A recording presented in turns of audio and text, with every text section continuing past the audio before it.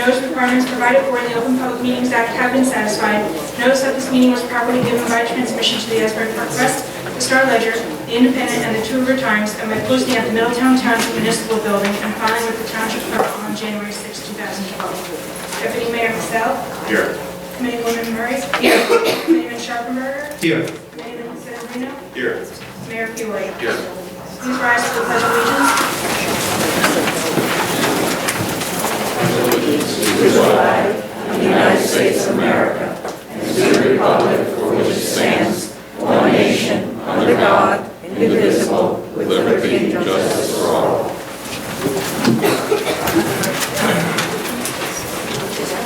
At this time, I'd like to ask for a moment of silence to honor the troops serving worldwide, defending our freedoms and way of life.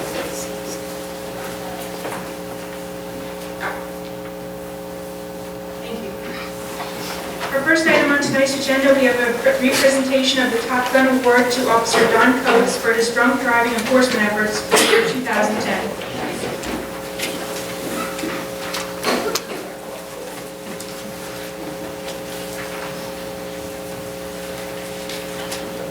Well, it's kind of a good news, bad news proclamation here. The bad news is, drunk driving continues, and people show poor judgment in doing so. The good news is we have a great police force who is actively enforcing the laws to keep our streets safe and keep our neighborhoods safe. And on behalf of myself, the Township Committee, and all of the taxpayers of Middletown, and the residents of Middletown, we're really pleased tonight to honor Officer Coates here, who is our Top Gun Award winner for 2010, actually, for his drunk driving enforcement. I'm going to have the Chief say a few words about the program and about the honor and recognition. Sure, I appreciate it, Mayor. This award is given out by the New Jersey Traffic Highway Safety, and it's given to each officer in each municipality for the most drunk driving arrests. And we know that obviously driving under the influence is a crime, and the other thing is that it's a very dangerous thing to do. I know everybody reads the papers and we hear all kinds of, read all kinds about accidents and injuries, and they're mostly caused by people driving under the influence.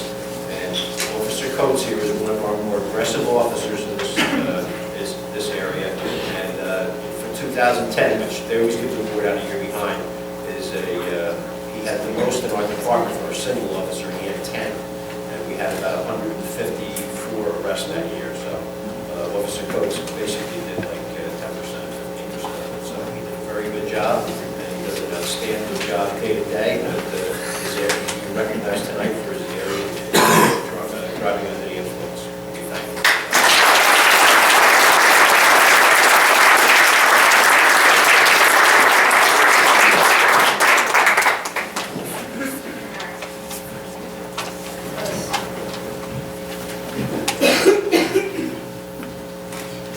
One more time, if you want to feel like living.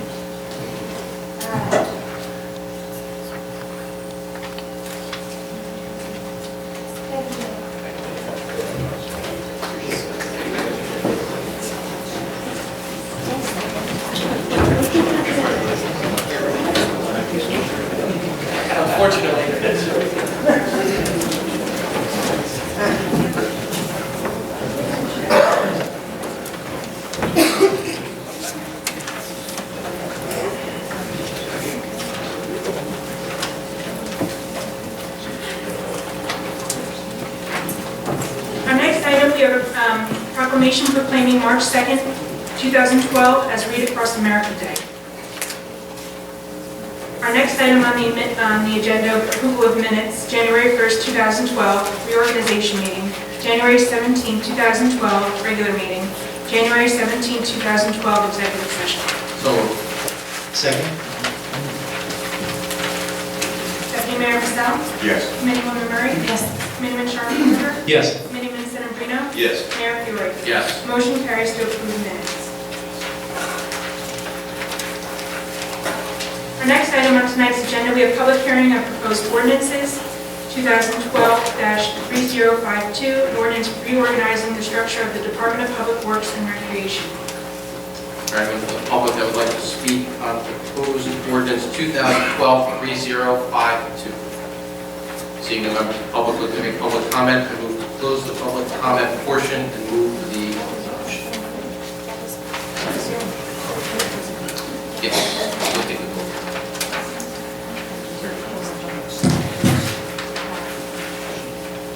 Deputy Mayor Michelle? Yes. Committeewoman Murray? Yes. Committeeman Sharpenberger? Yes. Committeeman Sedambrino? Yes. Mayor Fiore? Yes. Motion carries to pass this ordinance on second and final reading.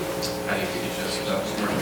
Yeah, if I could, just to summarize for the committee, one of the things that this ordinance does is kind of a major restructure of how our departments function.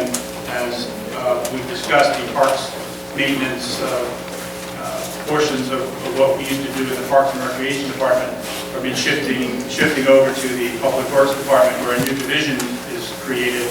And one of the things this does is gives us much better flexibility and ability to efficiently use all of our equipment. So rather than have equipment in two separate departments, all of that heavy equipment, specialized equipment is now under one department, and so it will be used more efficiently throughout the year.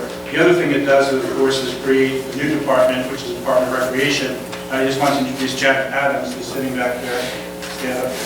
Janet, the Recreation Director.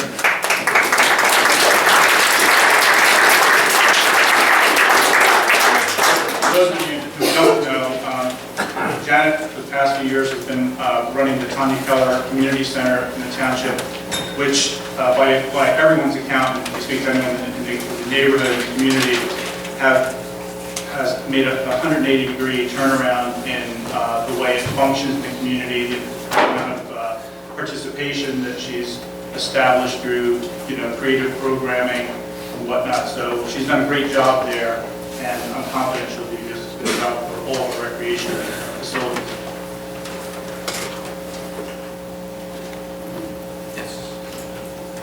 The next item on tonight's agenda, we have introduction of proposed ordinances. With first ordinance 2012-2053, an ordinance authorizing the sale of certain property, block 607, lot 6, as shown on the tax map of the Township of Middletown, owned by the Township of Middletown, County of Monmouth, New Jersey, not required for public purposes pursuant to NJSA 48:12-13X. Move for introduction. Second.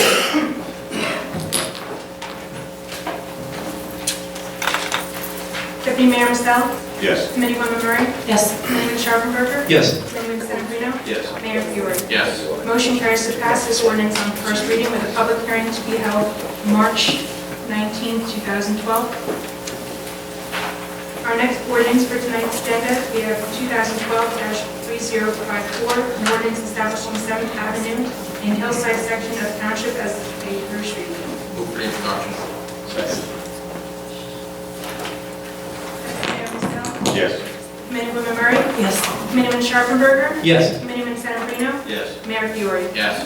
Motion carries to pass this ordinance on first reading with a public hearing to be held March 19, 2012. Our next ordinance for introduction, 2012-3055, an ordinance authorizing vacation of prescription against further subdivision of block 837, lot 37.05. I will move to introduce. Second. Deputy Mayor Michelle? Yes. Committeewoman Murray? Yes. Committeeman Sharpenberger? Yes. Committeeman Sedambrino? Yes. Mayor Fiore? Yes for introduction.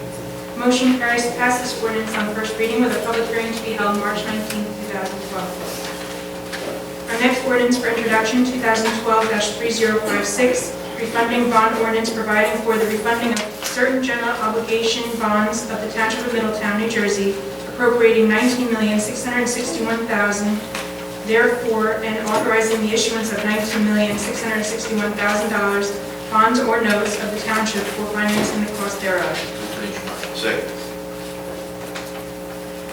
Deputy Mayor Michelle? Yes. Committeewoman Murray? Yes. Committeeman Sharpenberger? Yes. Committeeman Sedambrino? Yes. Mayor Fiore? Yes. Motion carries to pass this ordinance on first reading with a public hearing to be held March 19, 2012. Our next item on tonight's agenda will have a consent agenda which will include resolutions 12-083 through 12-101, including volunteer firefighter applications and bingo raffles. So moved. Second. Deputy Mayor Michelle? Yes. Committeewoman Murray? Yes. Committeeman Sharpenberger? Yes. Committeeman Sedambrino? Yes. Mayor Fiore? Yes. Motion carries to adopt the consent agenda. Our next resolution for tonight is adoption, 12-082, resolution approving payment of bills for February 2012. So moved. Second. Deputy Mayor Michelle? Yes. Committeewoman Murray? Yes. Committeeman Sharpenberger? Yes. Committeeman Sedambrino? Yes. Mayor Fiore? Yes. Motion carries to adopt resolution 12-082. Township Committee comments? Committeewoman Murray.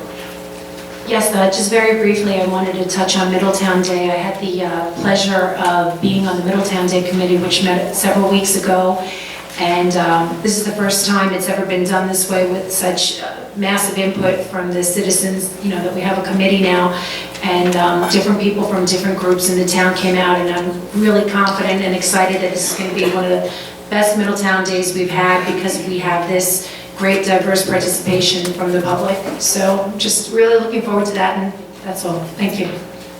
Thank you. Committeeman Sedambrino. Nothing for this evening, Mayor, thank you. Dr. Trump. Yeah, just quickly, I had the good fortune to go to the Police Auxiliary Dinner on this past Saturday with the Honored Chief Mike Stoya.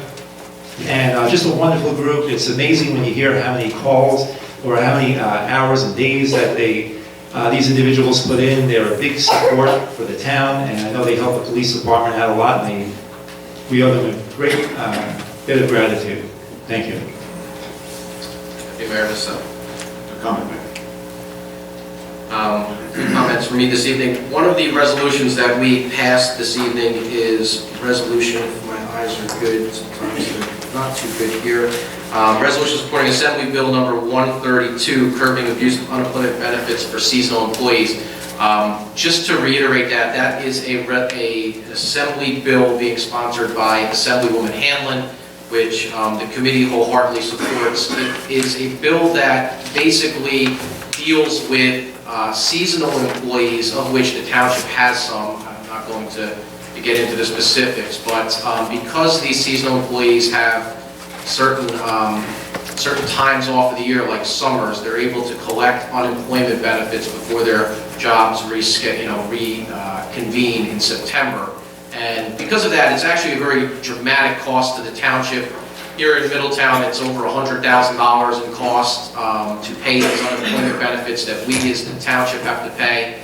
That is a significant cost in this budget cycle where we're not getting anything for it except paying unemployment for the few months that those employees are not working. When we've actually offered the ability to have them work year-round from that part-time basis, and I don't think that has been something that's been widely popular because they choose to take the unemployment instead. But you're talking about more police, you're talking about more services that we can provide for this $100,000+ if this state loophole were to be corrected. So I applaud Assemblywoman Hanlon for taking up the fight. I'm sure it's an issue that is not dealing with, that the township is dealing with, but townships and municipalities all over the state are dealing with, and I'm sure when you really tally the cost, it's probably in the millions of dollars that municipalities are frivolously paying due to this type of mandate here. Next, this afternoon, you probably by now have heard that the governor prepared his budget and outlined his budget agenda for the fiscal year 2012. There are a lot of things with that budget that I commend. I commend the tax break, and I commend a lot of the funding that's being put back to the education system and to other areas that in the last few years we've had to, the state has had to draw back upon. We next month will be introducing our budget. Our budget will be a public hearing as always, and a few things I'll say about our budget. It will comply with the governor's 2% property tax cap. It will focus on core and essential governmental services that we can provide as best that we can, as necessary as we can, under the 2% cap. I commend the committee last year for taking drastic cuts to the budget, almost 7%, or $4+ million cut from the budget last year to comply with that 2% cap. This year, you know, a lot of that work we're starting to see the benefits of. There were some significant sacrifices we've all had to make. One of them was Middletown Day, that Committeewoman Murray mentioned in her comments, and that's something that we've rallied the community around to bring back at no cost to the taxpayers going forward. So we continue to look at ways that are going to be innovative. We continue to look at ways to ease the burden as much as we possibly can on the taxpayers of Middletown. That is our job, that is our duty, that is what we're elected to sit up here to do. And we will deliver a budget that will be fiscally lean, fiscally conservative, and will comply with the property tax caps, and will be minimal tax increases, you know, if any, that we have to come through. So just a prelude to where we're going next month, and we'll take it from there. That's all the comments I have prepared for this evening. I thank the committee for their comments this evening. We're going to open it up to public comments. As a reminder, public comments, we ask that you please come up to the podium. Please state your name and address for the record. Everything is recorded and documented by our clerk by statute. We ask that you limit your comments to 5 minutes, and I know there's a lot of people here today, and we're going to be strict to adhering to that 5 minutes rule. So with that, I will open it up to public comments. Yeah.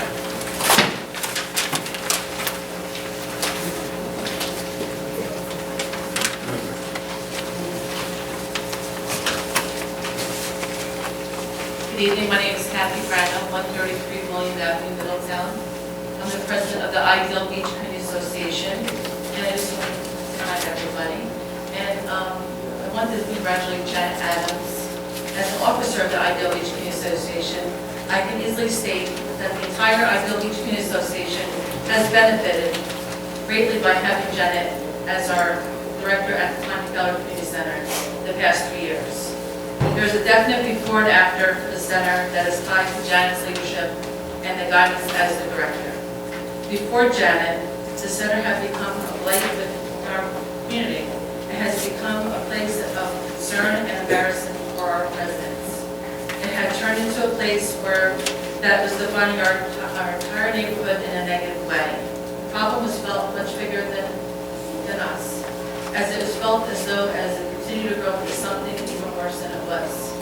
After Janet, the center is a completely different facility.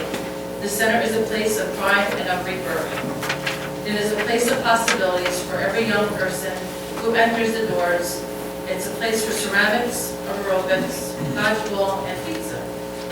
It is a farmer's market in the growing season and a place of learning for all seasons. It is a place that is entered for the first time by many residents that have lived there for a long time. It is our community. We are very proud to have her in our community. We're going to be sad to see her go. We know that she takes a great pride in the town and County Community Center. I want to thank Janet for everything that she has done, and that's from everyone on the Beach Community Association. And I would also like to say that we do hold our meetings there the second Tuesday of every month at 7 o'clock. And thank you very much. Thank you.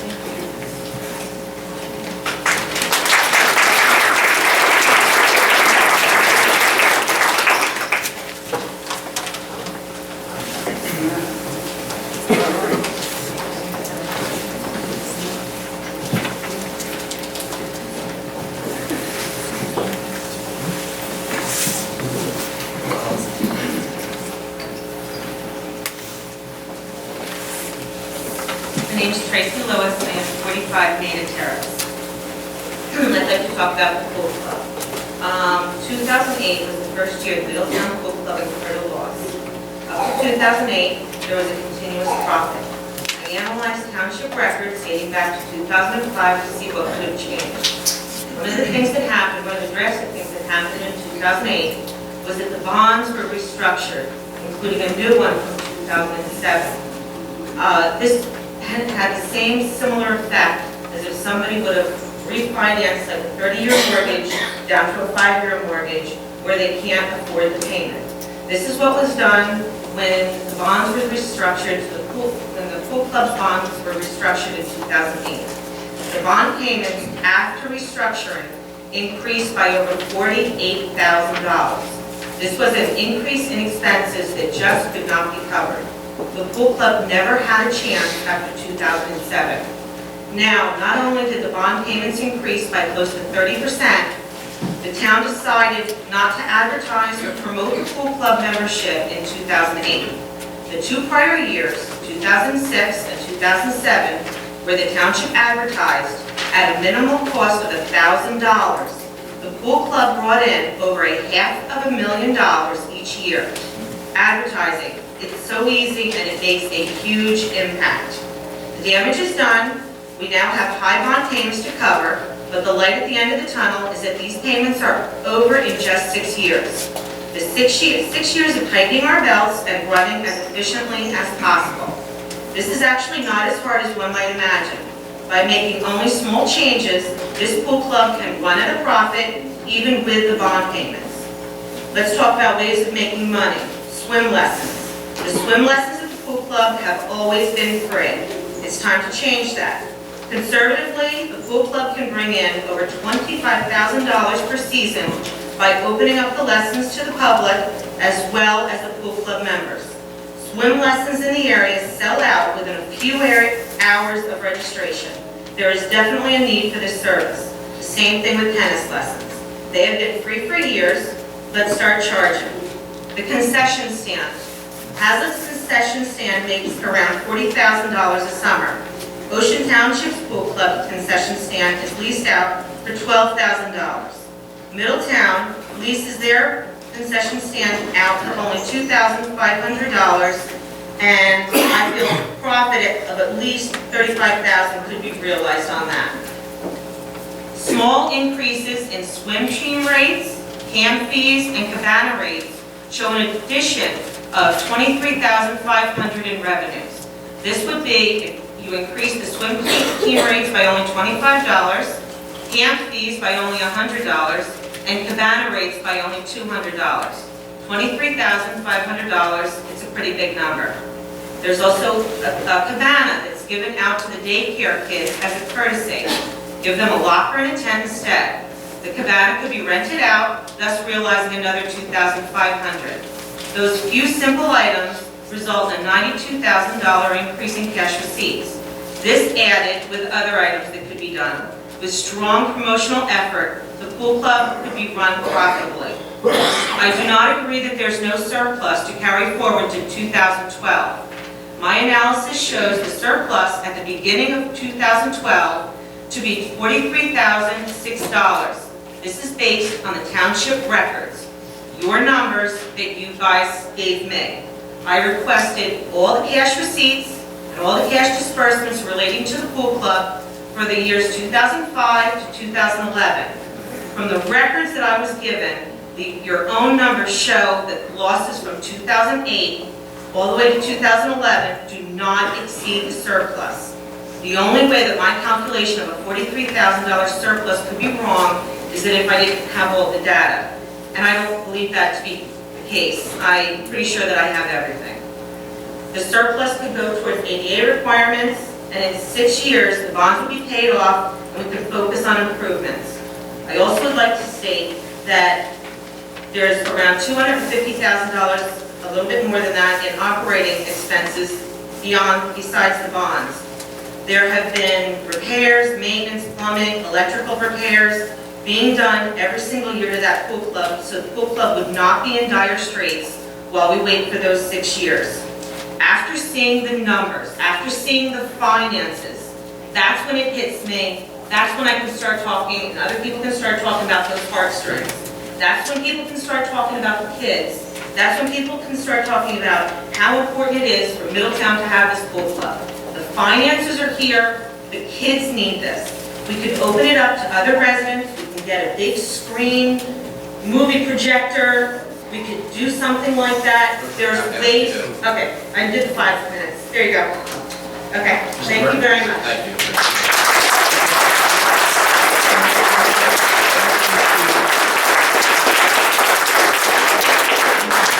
Ask you to respond to the given the committee? Well, I went through the debt service and the Not the debt service. surplus issues with the CFO today, and because the surplus has to be used to cover the prior year's losses, there's not as much there as was suggested. In fact, there's really about $1,000 of surplus, and there's a reserve account that's got about $12,000 in it, but that still doesn't cover the loss of about $59,000 from last year. So you're really starting this year in a negative if the club were to open. And the other thing I just would comment on. Would that negative be starting? It's about over $9,000. Just the doors open. I'm sorry, I couldn't hear that. Say that louder? $39,000. The other thing is that we had this discussion last year, and we did modify the fees for the day camp and for the various levels of club membership. We increased those in anticipation that there would be a shortfall. The result was that fewer people signed up. Now again, that could be for multiple reasons, but bottom line is fewer people did sign up. So the concern is if we could raise rates, we could raise fees. It's not a guarantee that it will translate into more revenue if the same or fewer number of people actually join. And so the whole issue is that the suggestion is that we should try something because it might work. And the problem for the township is that we can't risk it not working. We can't risk that you will lose money again and have a deeper hole than you have going into this year because there's no surplus at all to make up for that. So that's really where we are. The situation is simply that to open would be kind of rolling the dice and just hoping that everything went perfectly and more people signed up and nothing happened that went wrong at the club at all, and if the weather was good all summer, and all those things have to fall into place perfectly, and even then it's just maybe it would work. And that's really the situation the committee finds itself in. The snack stand, that is something that we had to do an open bid process. If I remember from swim club meetings, we had absolutely zero interest, and the most we could get was $2,000. Am I correct? Well, we put it out to bid, and people would bid on it, and the high bidder would get it. I think some years there were one, some years there were two bids, so that's the way it goes. And the advertising, I had done some just kind of Google searches to the Independent and others, and I didn't see that there were advertisements in 2009 that actually pulled up on there. But we did advertise in the Independent and the local papers over the last 3 years as was normal, correct? Yes. Mayor, could we go over the ADA, what it would take to bring it up to code as far as maybe the cost outlay that we would think it would need to bring it up to code for the season? Well, the main thing that's a requirement is that the pools be made accessible. That means they be retrofitted with a device that helps people in and out of the pool. And I've had varying estimates of that, of $5,000 to $10,000 per pool. It depends. Some pools, depending on the size, need two actual apparatus to do that. So that's the primary issue going into opening this year. There are some smaller issues having to do with some ramps and some railings that need to be repaired. Those are not really, the ADA issues are not really the driving issue here. They are sort of on top of the other issues that we have to deal with. If it's that alone, that really wouldn't be a deterrent to opening. And when we did Middletown Matters, which we've done several times per year, was the swim club advertised in Middletown Matters, which is delivered to every resident? Yes, it always is. And these are just questions that I know the public were giving to me, so I wanted to have you state them. Thank you.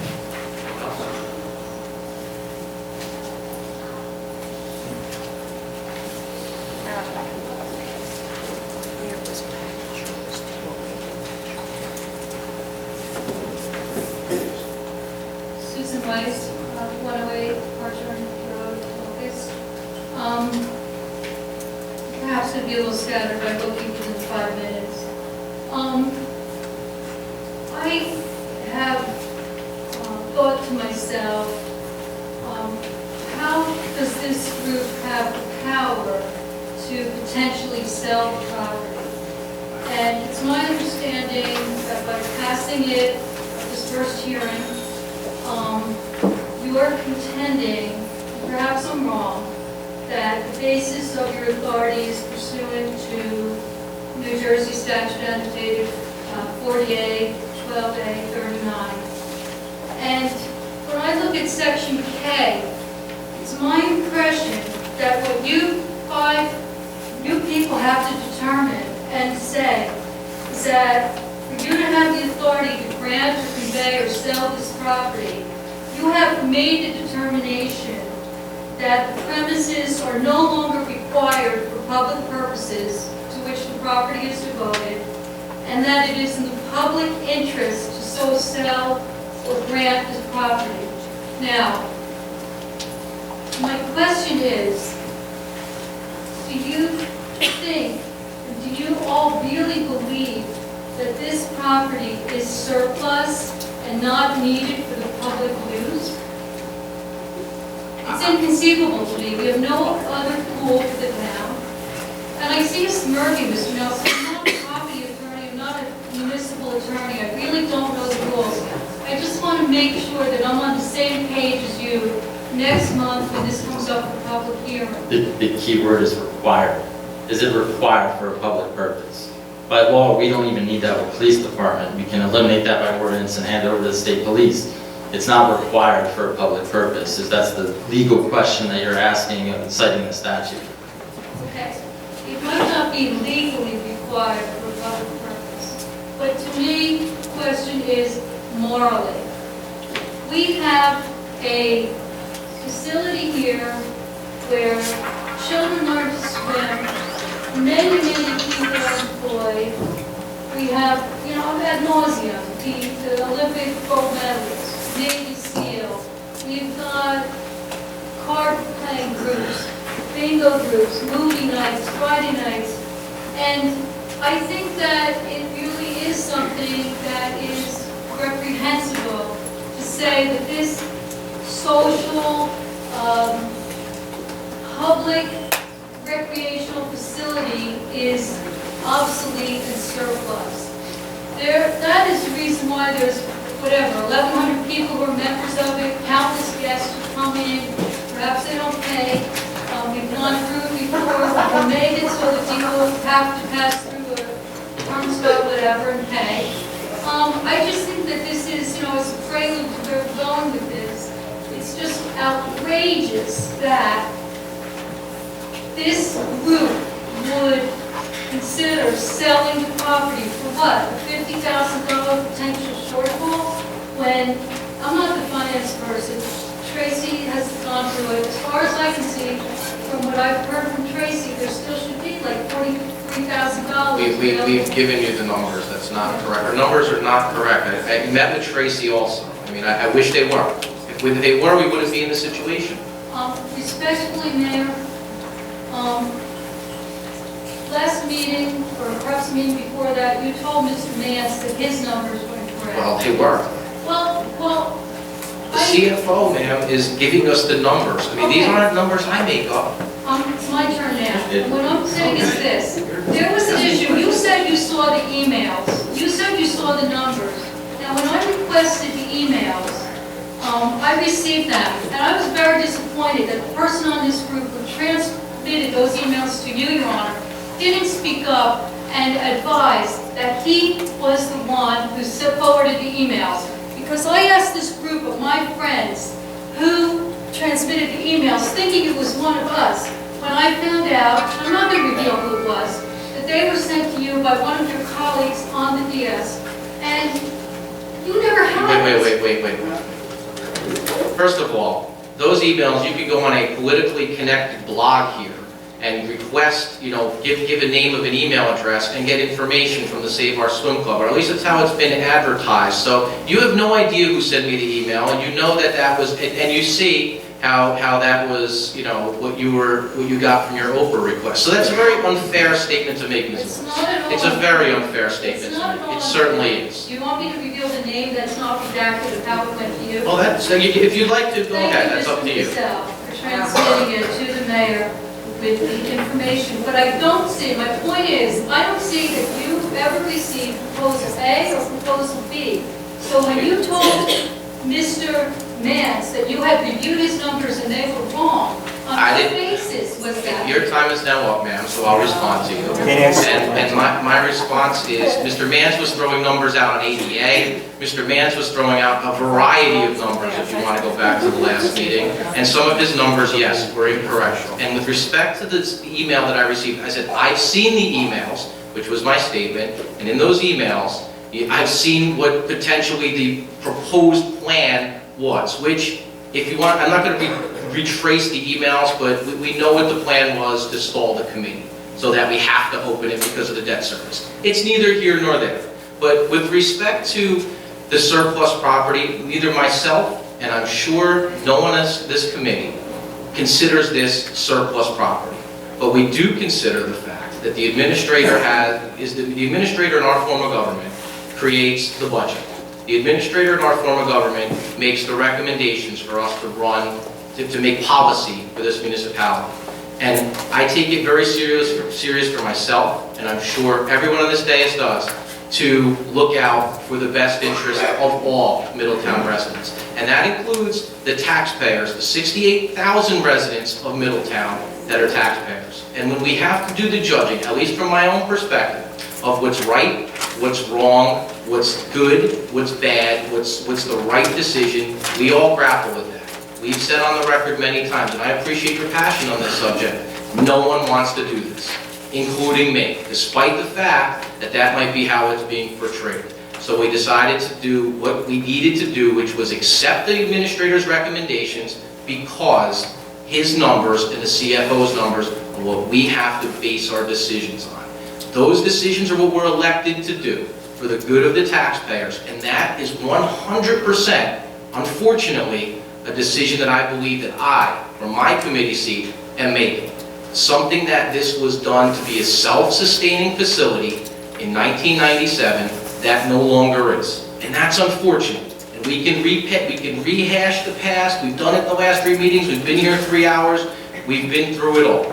But at the end of the day, we have a responsibility. I have a responsibility from my seat to the taxpayers, the greater good taxpayers of Middletown. Sometimes those decisions are not popular with groups. Sometimes they're not, not what people want to hear. But it's the reality of the decisions that we have to make. And by doing a recreational deed restriction, we will get a recreational facility off the taxpayer rolls that the children will be able to potentially swim or skate or do both, and will not be on the backs of the taxpayers with a proposed deficit that will grow much larger, in my opinion, based on the fact that we are starting this year $40,000 in the negative versus $50,000 in the positive, or however much it will be. So it's unfortunate, but it's reality. And I can't change that from my perspective. It is what it is at this point. Respectfully, Your Honor, Mayor, you do not have a crystal ball, and the idea of selling the property in the midst of this economic downturn... With the deed restriction, we have plenty of interest. I understand. We're not looking to make profit off either, man. You're making it that we're looking to make profit off this property. If we were, we would take off the restriction, sell it for highest and best use. That is not what any of us agreed to do. Am I correct? I mean, Mr. Mercatante? Right. I mean, we've agreed to try to keep this recreational, because for all of the needs you mentioned, the kids need a place to swim, the kids need recreation, I am 100% on board. But I will not bend to put the cost of the facility, whether it's $10,000, $50,000, $100,000, on the backs of the total Middletown taxpayers. I won't do it. My concern is that I feel that there's no effort when I hear that the operators who have approached that they're being fielded. To me, the word fielded means you're sloughing them off. You're in favor of selling the property. And I thought that if you could find an operator that... Do you know that for a fact, that we're fielding and rejecting people? I read the word fielding in an email. one of, perhaps Mr. Dante, perhaps one of your emails, fielding these requests. I mean, I can give you the exact citation. There's about 70 emails there, I'm sure. Oh, I have it right here. So we're going to have to move on, but I'm happy to stay after the meeting with you. We are continuing to field inquiries. You mean somebody forwarded you my email? Yeah. That's how that works. Because I didn't send it to you.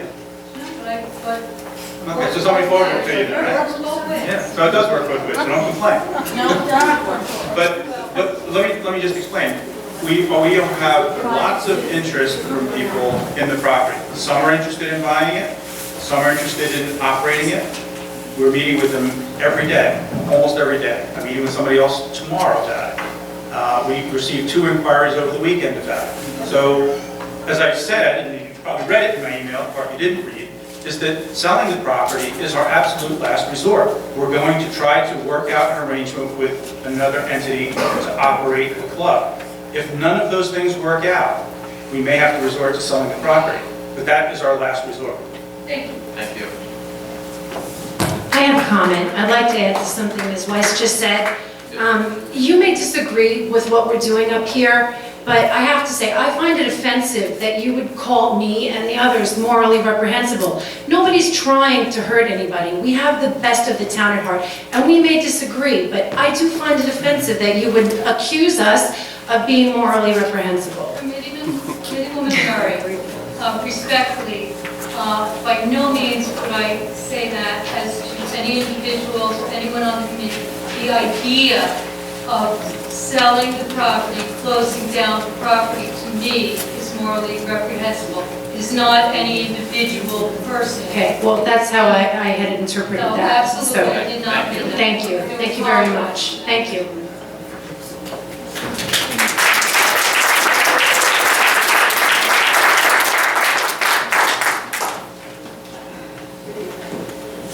My name is Mary Montana. I reside at 112 Lynch Road. I am a member of the club. I have been since the town took it over. I'm sorry to hear about the direction that we're trying to head in. And morally, I understand what your concerns are relative to the broader community in Middletown. I do have a couple quick questions, and unfortunately, I haven't been able to attend the prior meetings. And I don't know if this is permissible since it is a township facility. I know several people here. Quite a few of us are active in community service for other organizations. Was it possible that we as a group could have or could possibly pursue opportunities for fundraising to offset the deficits that the club is facing? I don't know if that's possible considering it's a township facility. Perhaps there are restrictions, but I know for local organizations, it's not uncommon for us to run fundraisers, and of course, and you're absolutely right, you can never guarantee an outcome, but $30,000, $35,000 is not outside the realm of possibility. The other thing I wanted to ask about, I'm a CPA, is it possible that there are actually citizens who would be willing to offer pro bono services to help defray the costs to run the club? Again, I can't speak for other participants, and it may be too late in the game for us to consider those kinds of alternatives, but it is a community service, a community property, and maybe if we were able to think outside the box, we could come up with some other solutions. But I don't know where we're at in the process that any of that's viable. Well, what we're talking about with regard to fundraising, it would have been difficult to do with the way the club was structured because it was a utility and just had members. You probably are thinking of some municipal governments or some governmental entities deal with nonprofits who maybe run parks. For example, the county have a group called Friends of the Parks who run some of the parks. They can do certain fundraising because they're an established 501c3 nonprofit, and so there are laws that allow them to do that, and there are laws that allow municipalities and counties to work directly with them to achieve a goal. We don't have that structure here, so that wouldn't have been easy to do. And again, fundraising, the issue is, and I wish it was only $30,000 or $40,000 or $50,000 a year. It really isn't. I mean, that's just that's just a start.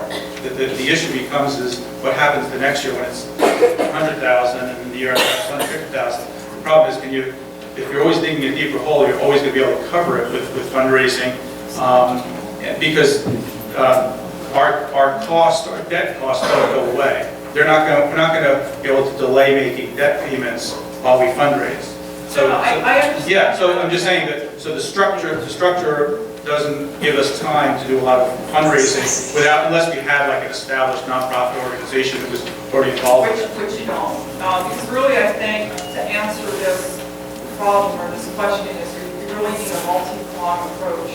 I think you need a combination of, I remember being committed to the point that they were willing to pledge to help fill the gap, and I would never speak for other people. Because there are lots of folks that are having very financially difficult times right now, so you can't speak for all the other families involved. I think unfortunately we're so pressed for time that there may have been other viable alternatives that were a blended solution. Perhaps fundraising would not have worked because of the 501c3 issue that he was raised.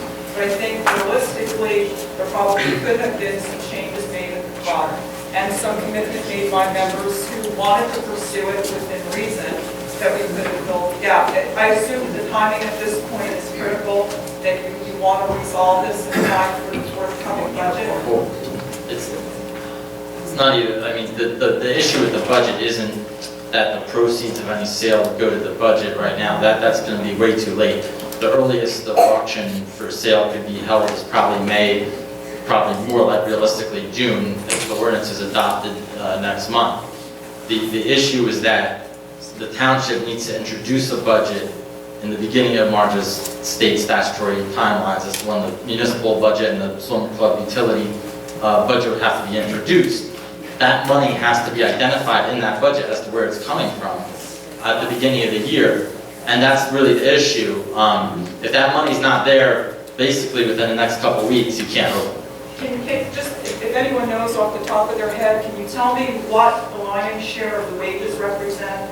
Is the lion's share of that for someone in a professional capacity or for the kids?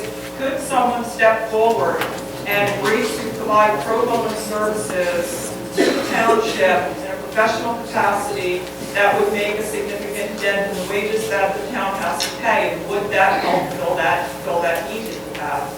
And I don't know if that's even possible. Well, it would be, you're talking about, you're talking about pro bono work to the tune of, more than $100,000. Well, that's why I'm asking. Yeah. I don't know if the majority of that is really maybe the wages that get paid to all the kids that work there. It is. And some portion It is. office It's a staff. significant amount. And Okay. again, the problem, we deal a lot, and recreation programs are commonly deal with people interested in volunteering. And the thing with the volunteers, though, is that they don't have to show up. And so when you open in the morning and the volunteers decide, you know what, I've got other things to do today, I'm not coming, and now you got a bunch of kids showing up wanting to swim, you don't have a facility. So it's not practical to operate, a volunteer day, a certain thing like that, you can have the volunteers who are committed. But to open a club for a season, expect pro bono volunteers to... I don't expect kids to do it. No, even adults. But what I was going to say is, I work with an organization that I've been with where people have been there for almost 30 years. Yeah. And they show up every day they're supposed to. You're right, it's hard to do, but I just wanted to field those questions and say, is there some kind of approach that we can look at? So thank you. Thank you.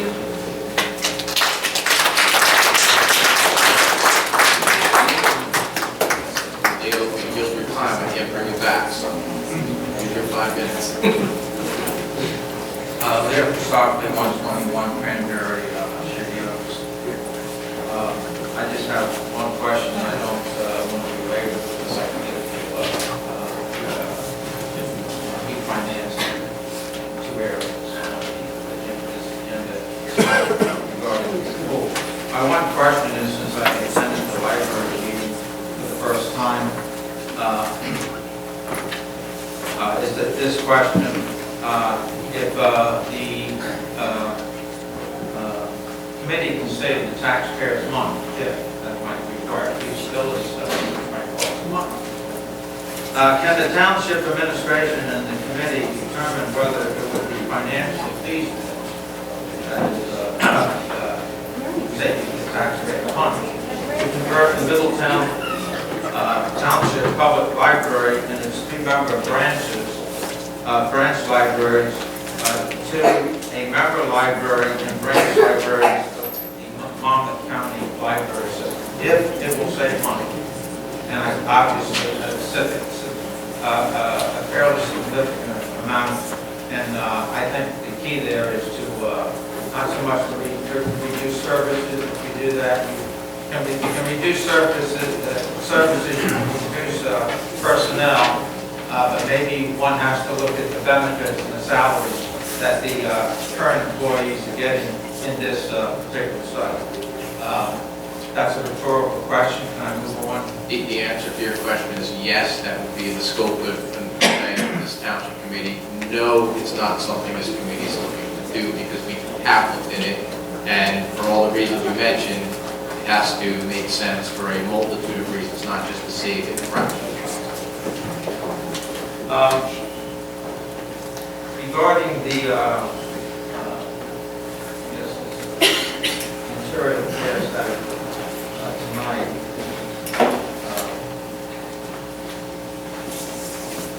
we have a pagination here. Any rate, resolution 12101, the last one. Does that particular resolution relate to, on the preceding page, number 9, Delta, regarding the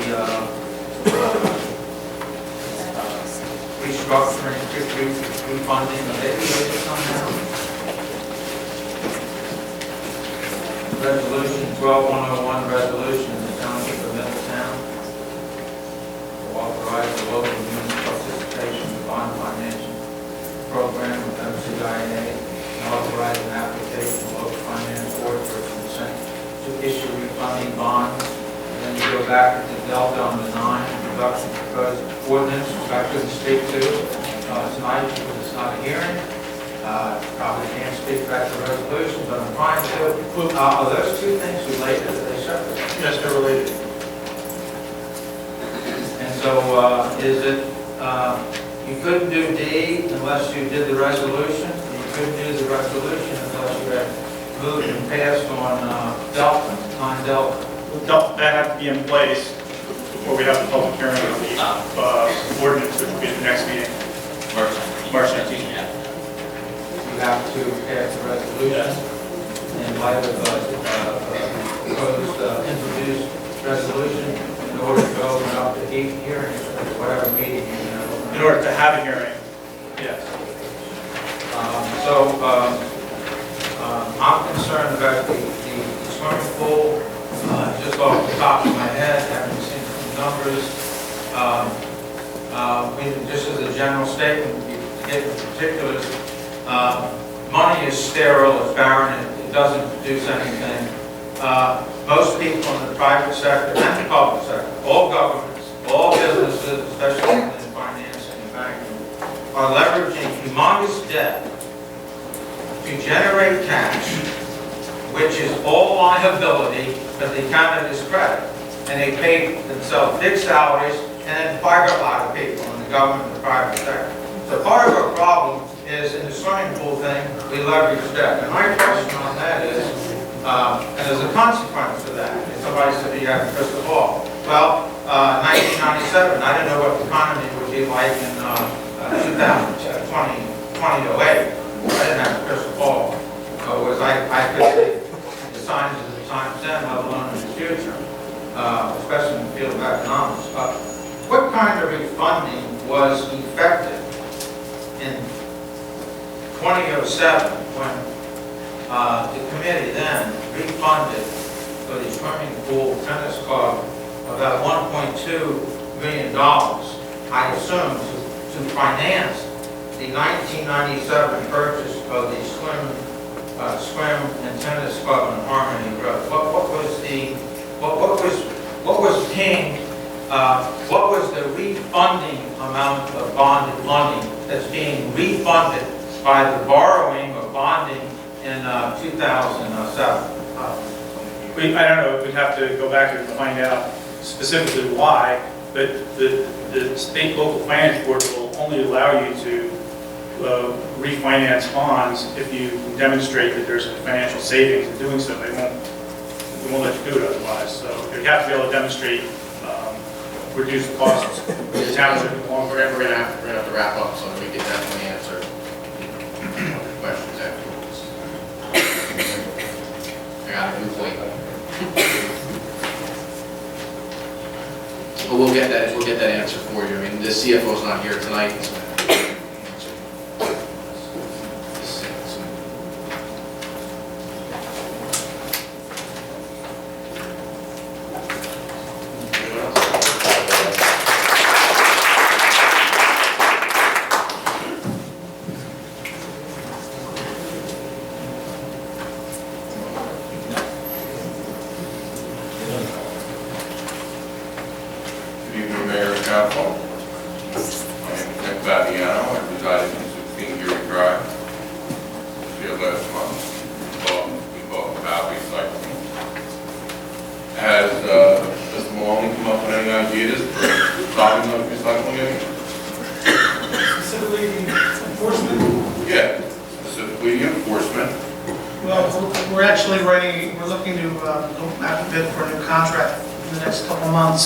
So as part of that, the specifications for that contract, we're looking at accountability of the contract.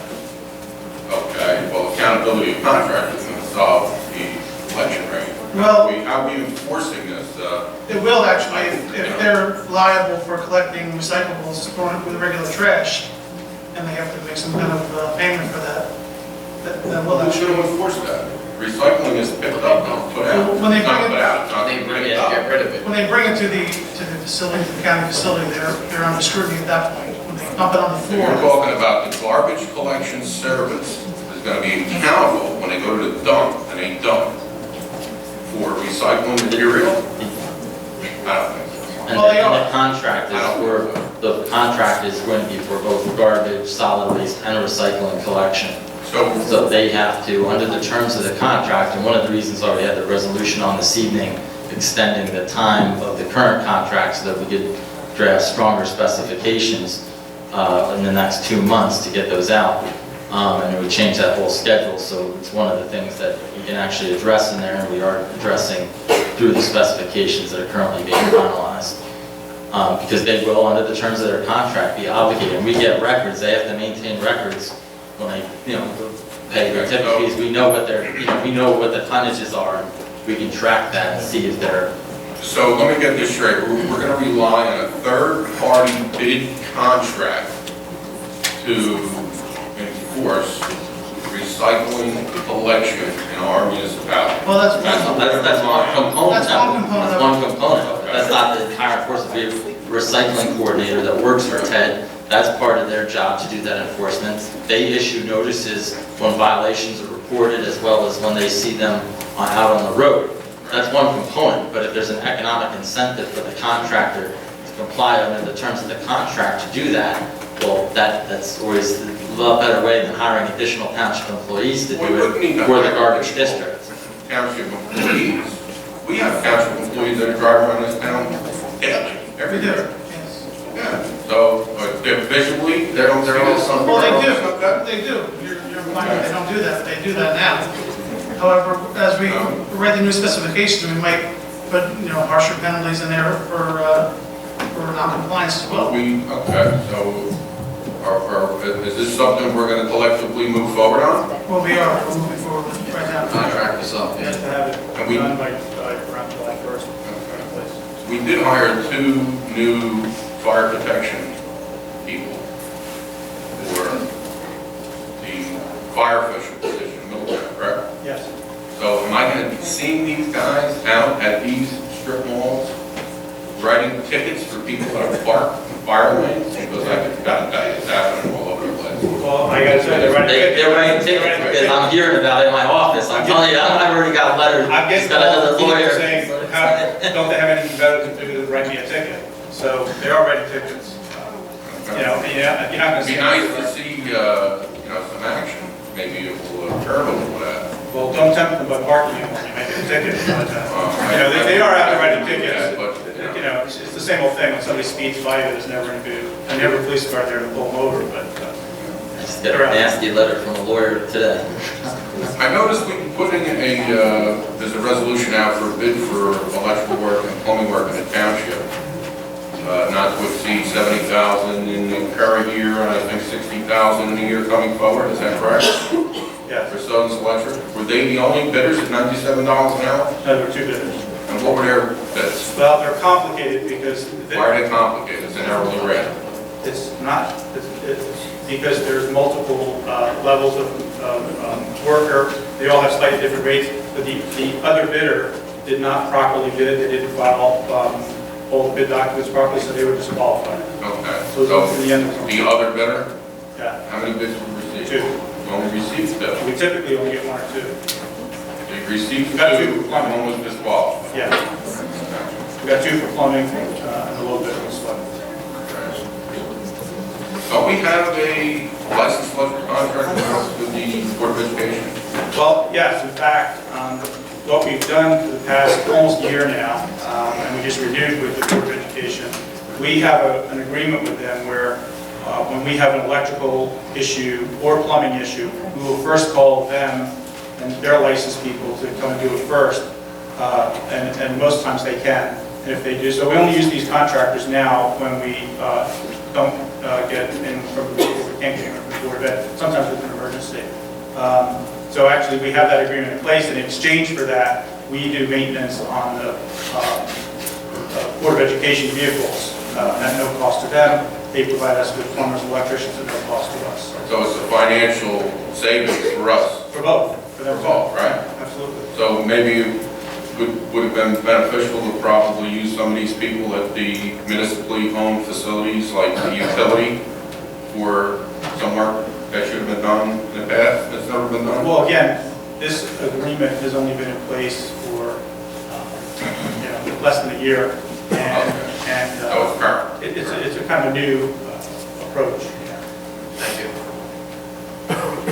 Thank you. You know, Mayor, one thing I just want to point out, and everybody sort of raises an eyebrow when they hear one or two people coming out to bid.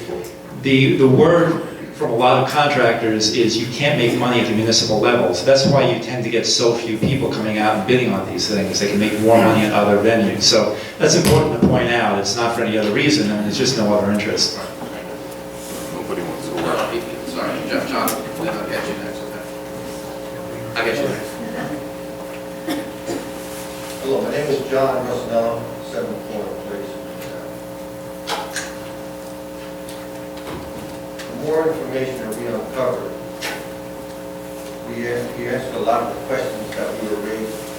But for every answer that we got an additional 5 questions that we couldn't answer. I understand your concern for the taxpayers, community boards. On this side of the aisle, we have that same responsibility as the taxpayers. To bring to their attention stuff that we have uncovered that hasn't exactly been brought to light with the same flavor that you have presented. We'll give you a couple examples. In 2007, you recast your debt.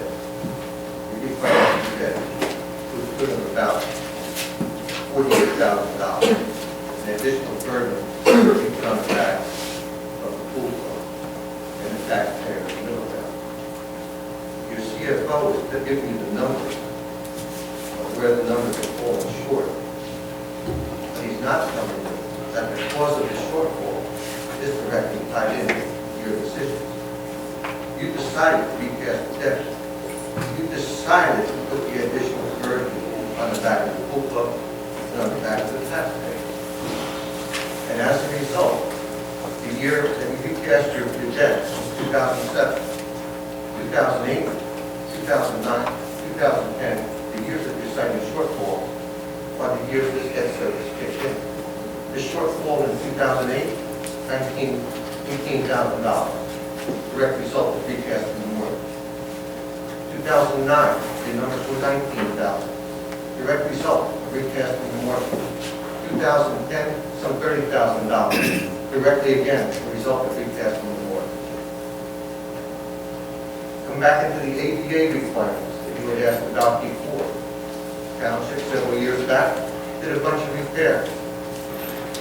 Nobody in the township had the intelligence to look and see what the proper slope was on an access ramp, height of a guardrail, the simple placement of a grab bar, height of the toilet paper holder, or the angle and positioning of a mirror in a bathroom.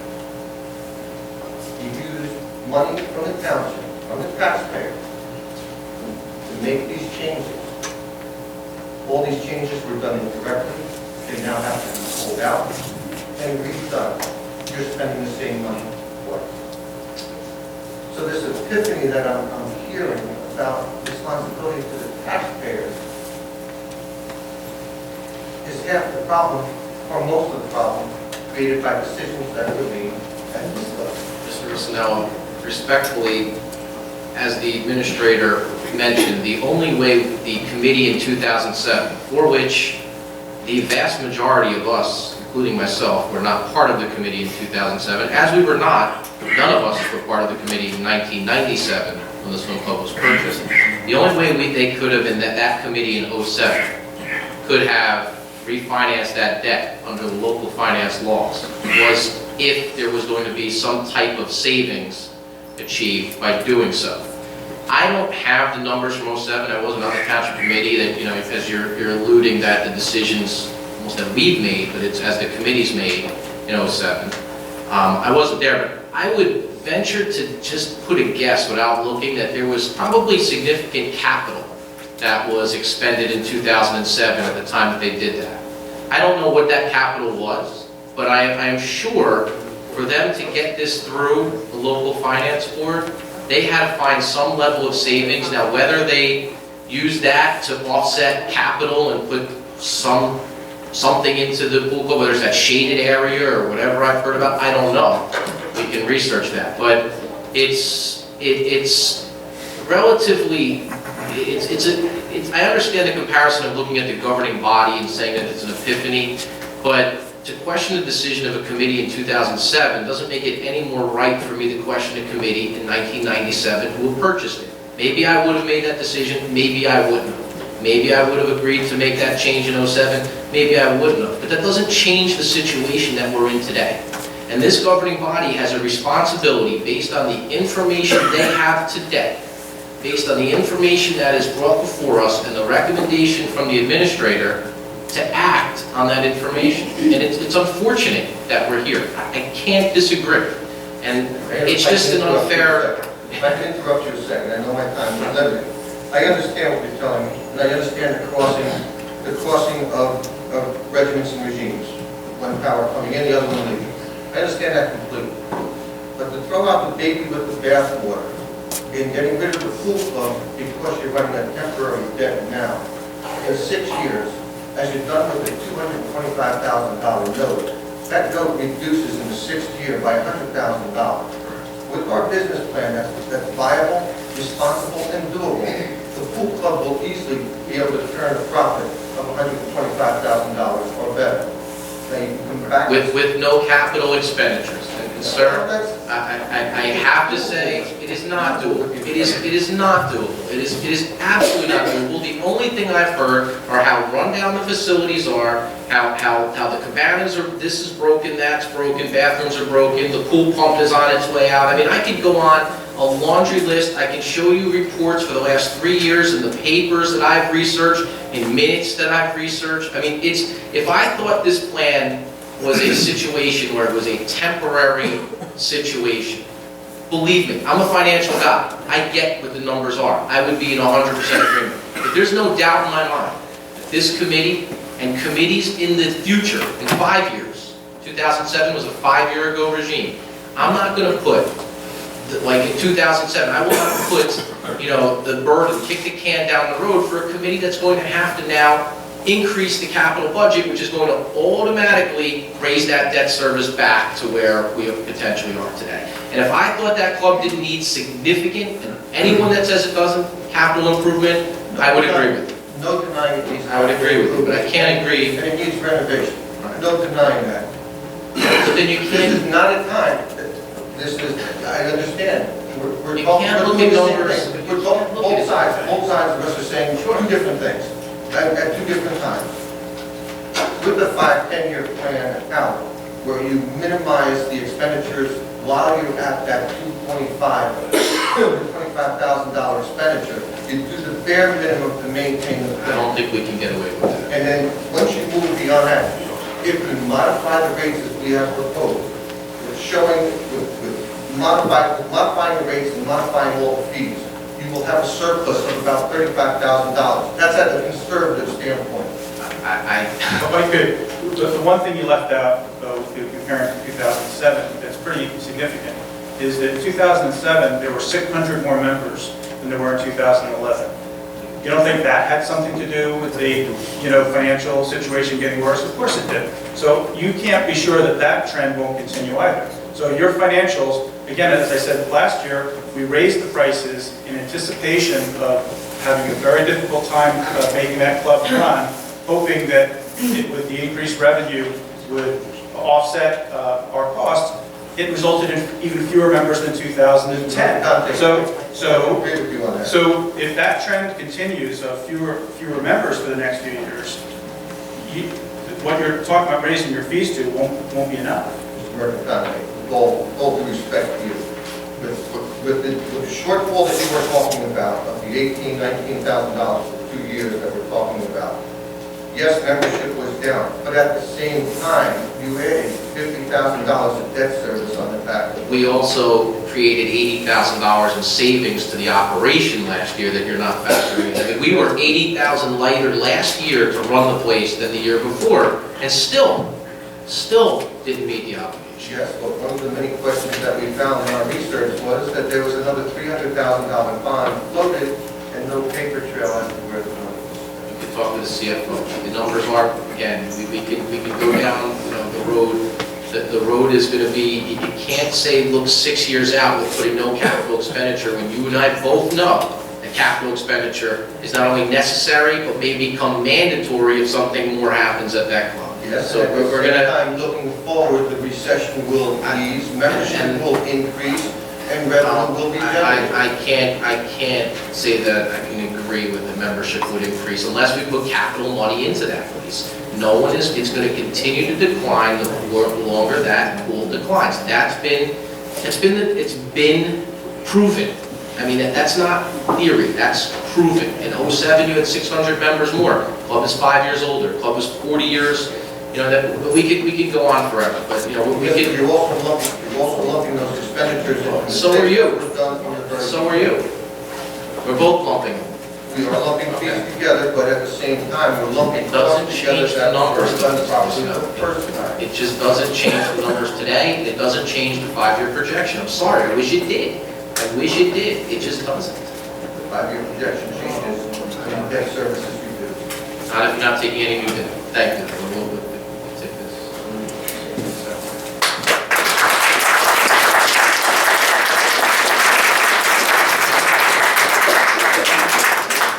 Oh, I'm sorry, John, I'm sorry. I promised him next. I apologize. Okay.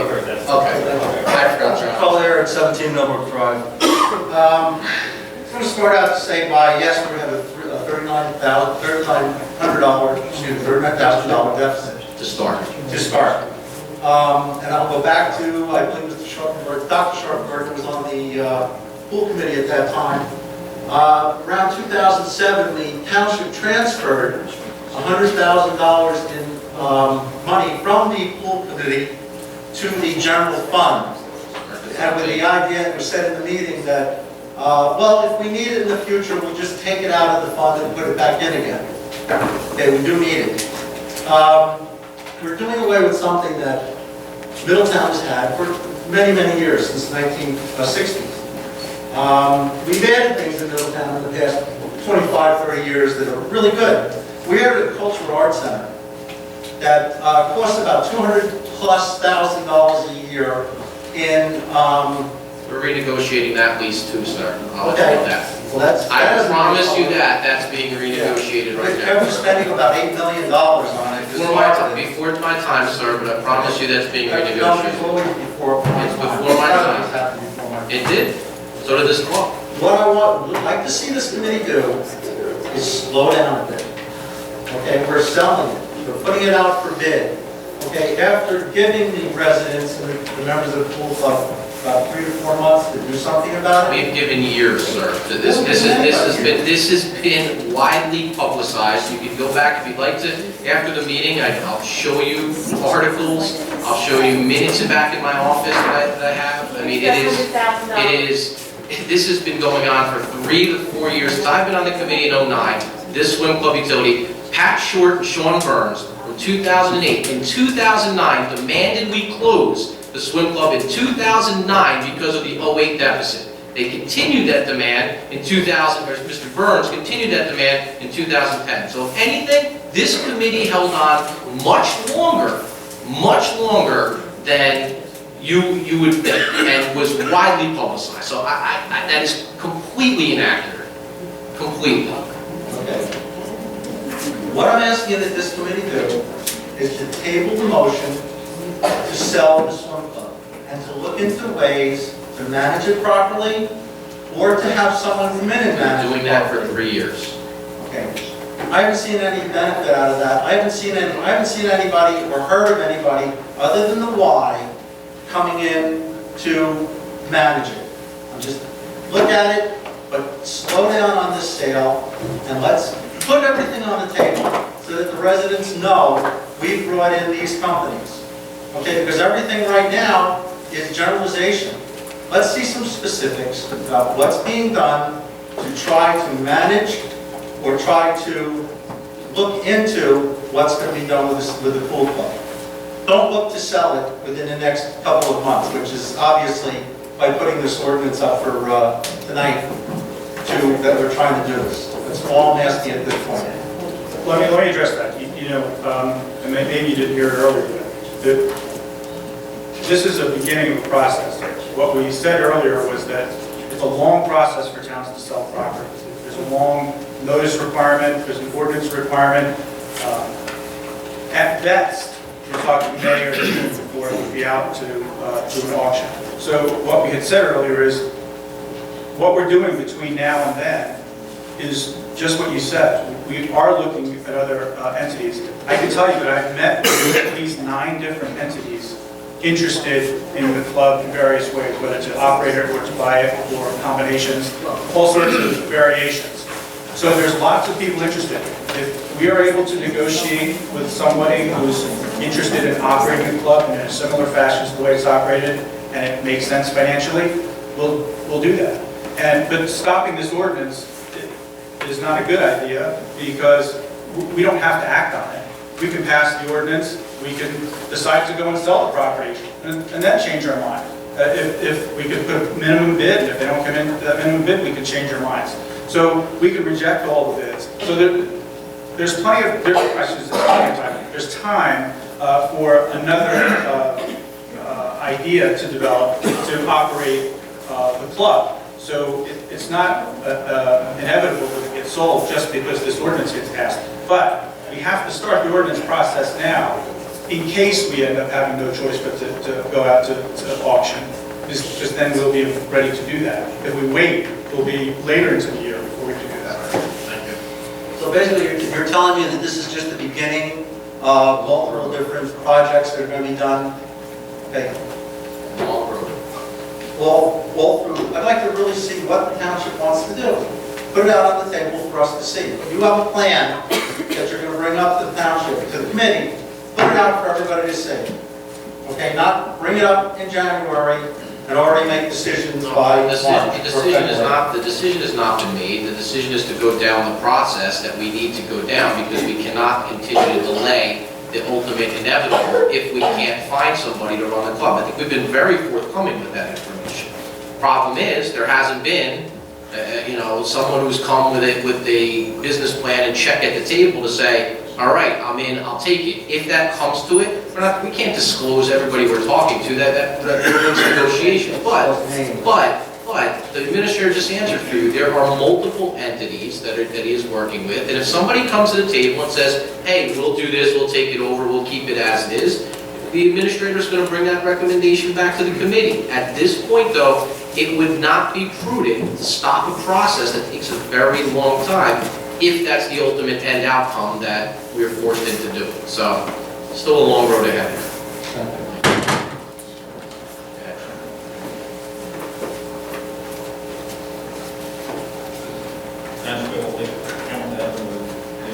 I wanted to talk about recycling.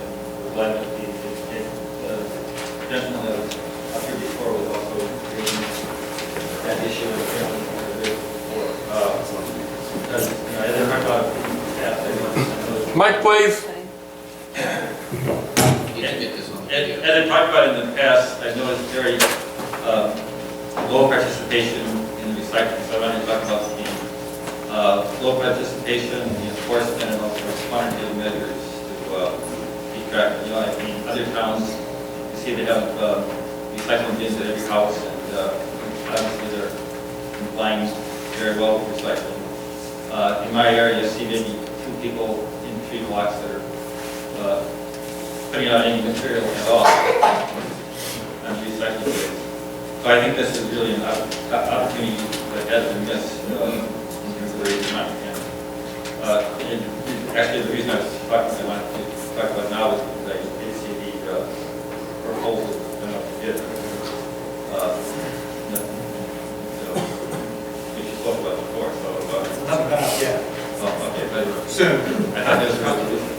No, it was just to The extend resolution it. was approved. No, the resolution you saw tonight was to extend our current agreement for 2 months. Yeah, the workshops. Yeah, no, there was a I don't refer to, there was a resolution last meeting. We extended the current but since then, we want to incorporate, excuse me, a couple more things into the bid specs, a couple more options, so that we could, so we had to move the whole calendar back. That's what the resolution tonight is for. So, no bids are out. I don't know. I don't know if you have these because I haven't asked them before, but I'd like to see quantitative measurements on how much is picked up now for recycling, how much revenue is generated from that, what percent participation there is, and like if there was even something like 50% participation in the township, how much revenue would that raise? In terms of enforcement, I mean, I had a simple idea with it. Just for example, after the holidays, people have all kinds of cardboard boxes out of the curb, which were picked up by the garbage man. One thing that you could do is just tell the garbage man not to pick up garbage boxes. That's what Ted was talking about earlier, what we're going to put into the next contract and penalties if they do it. Right. Yeah. That's not good. I remember, some of the stuff wasn't mandatory at the time we did this original contract. And the aluminum, the cans and bottles,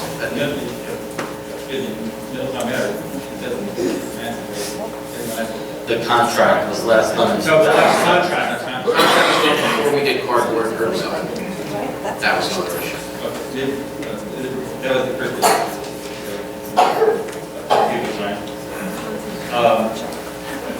second was the appointments to the board and commission. I know that many of the people that serve on the township board are real appointed. Some people aren't, and it's funny to suggest. I know that in the case of the people that are reappointed, I know some people that have got letters at the end of the term that says thank you for your service or something like that. It's customary to send out a thank you letter to people that are not reappointed.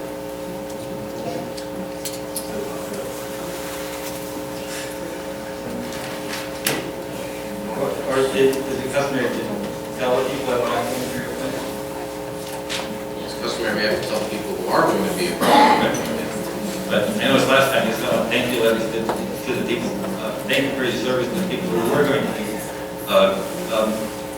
reappointed, but maybe not that in some cases, like for Carol Schwable. If No letter was sent out. If we fail to do that, we'll send out. So I thought that was inappropriate behavior. Oh, I can't tell you that we failed to do it, but if you're telling me we did, we'll rectify. I'm sure you did not. We'll remedy it. Thank you, John.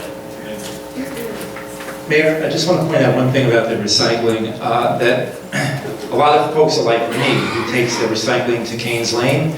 So if you don't see recycling in front of some of these houses, doesn't necessarily... John, just let me finish, okay? Just let me finish. I don't put anything out in front of my house. I recycle everything from a ticket stub in a movie up to a refrigerator box. So I bring it down myself. There's a conga line of folks, no matter when you go, especially on the weekends. So what I'm saying is that we need to get compliance up much more than it is now, but it may not be as dire as it seems right now, just because you don't see folks with recycling out there. Thank you, Mayor. Thank you, Jerry.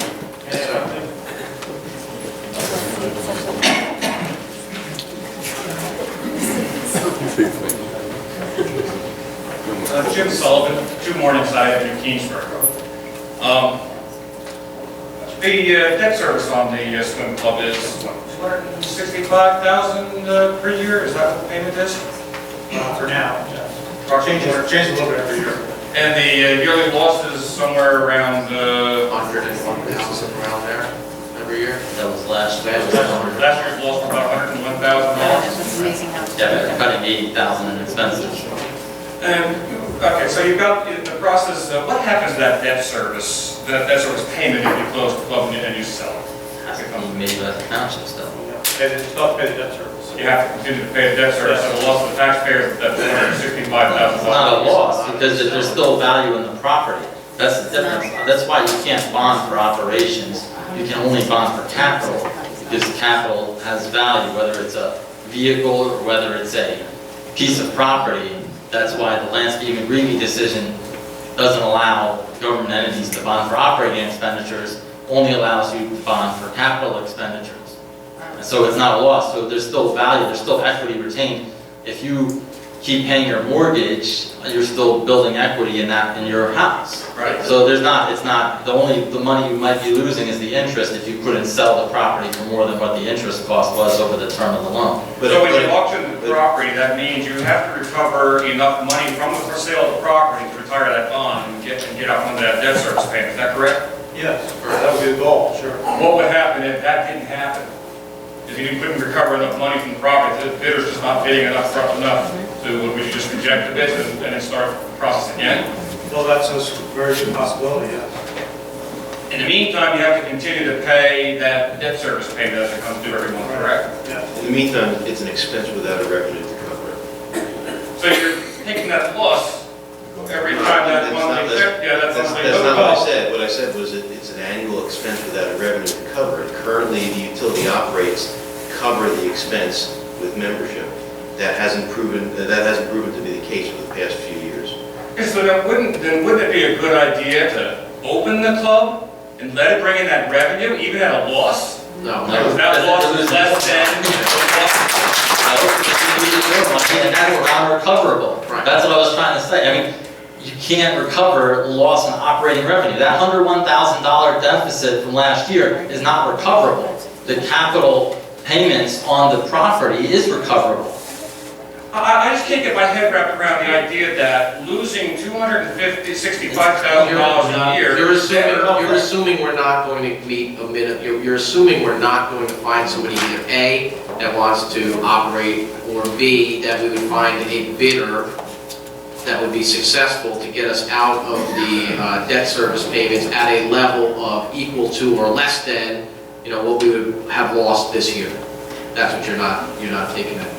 Okay, but couldn't you let the club open and continue to go ahead with your process of auctioning it? Because it's going to take you through the summer to get it. Who would join if they knew a property was about to be sold? And they're going to get kicked out. Who would join?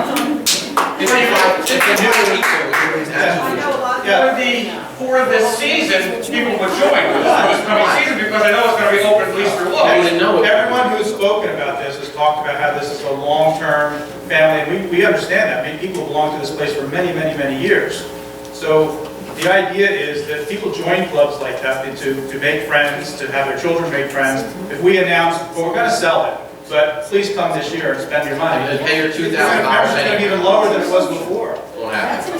But it's a year-to-year membership, so if you let it open, You'll find that many people have been members for many years. They don't just make a new decision every year. It's a part of people's lifestyle. That's what these people are all saying. It's become a part of their lifestyle to belong to that club. So in order for a place like that to operate properly, long-term, people have to have an expectation it's going to be there next year. Or else they're not going to invest their money. They'll find another place to go. So this is the problem that's happened with the club in recent years has been kind of just that thinking. Is let's try to squeeze one more year out of it. Let's try to do just the bare minimum to keep it open for one more year. And all that does is dig a deeper and deeper hole each time. It doesn't make any sense. It's like paying, less on your credit card than the minimum payment. Your debt's getting worse and worse. So it might make you feel good for the short term, but in the end, you're making a bad decision. It may be a bad decision for us to reopen the club and risk getting further involved. If next year it's only 900 members instead of 1,100, then we're in a further deficit situation. It makes no sense financially for anyone to do that.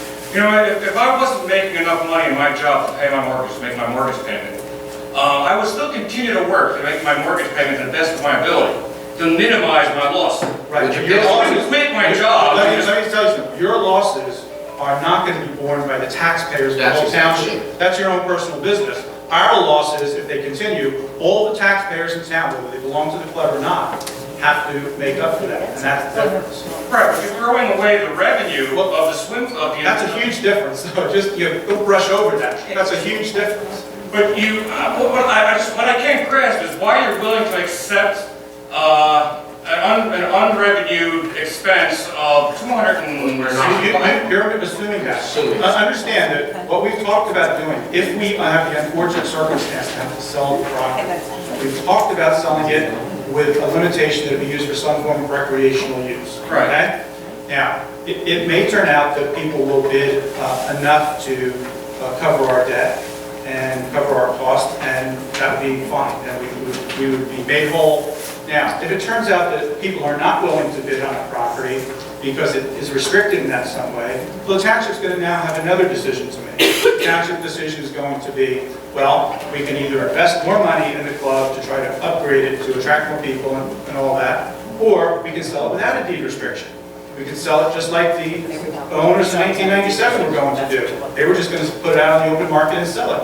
We could do that too. I can assure you, if we did that, we'd more than make back what we owe on property. But you'd also have about 5 times the number of people in this room than you have now. So It'd be a political thing. I don't have to agree with politics. Well, I think we had somebody at the last meeting stand up and say, I might have a problem with you selling the property for less than you could. So the people, other people have different viewpoints on that. Yeah. Thank you. Okay.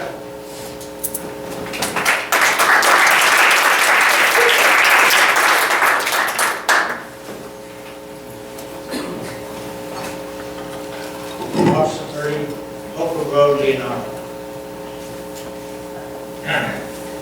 We'll change the pace. I have a number of questions that I hope you can answer to me pertaining to the recent township press release concerning the issuance of iPads to the township building by township managers. If you can answer them as I bring them up. If you can't, I would like to know if you would have the same answer, you would have the answer for me at the next one. Okay. How many iPads have been purchased by the township? Who specifically has been issued them? There have been 6. 6? Yes. What was the purchase price of those iPads?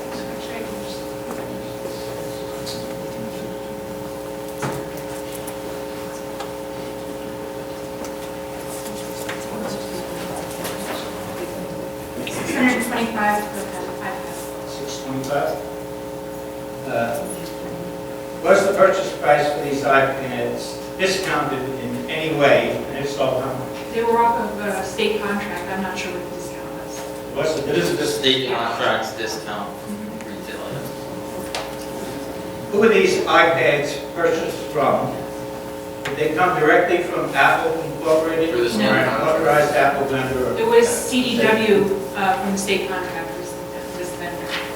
CDW, Computer Discount Warehouse. Are these iPads considered township property? Yes.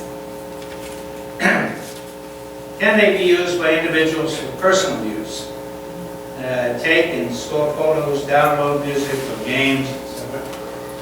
Well, technically, yes, they could be used for any of those.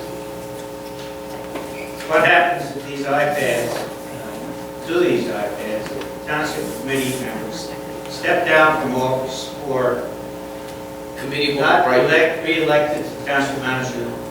Committeewoman Brightbill returned her iPad, so you get it back. Yes. So I'll answer two for you. Okay, thank you. You can let Mike know we're going to. Did the township purchase any kind of internet access plan over and above the purchase price of the iPads that would enable individuals to access the internet if Wi-Fi access is not available to the users? Yes. Yes. Okay. How much did that cost? I'm not aware. Yeah. Is the town hall wired for Wi-Fi? If so, does the public have access to the Wi-Fi network at town hall? If they bring their own laptops, iPads, or other type of smart device to a meeting at the town hall? We have Wi-Fi, but the public has no access to it because it's a secured network by the government. Well, that's a comment on you. Thank you. Thank you. Mayor, would you mind just completing the last question? How much is it going to save per year? Yes, the last question is that the estimate is over $5,000, preliminary estimate, in savings for having to distribute the packets and also copying and other fees. And also, you know, for example, despite the fact I've read that I play Angry Birds the whole time up here, if you see this is my agenda, there's 250 pages to the agenda tonight. That would have been the agenda, so imagine that. Next.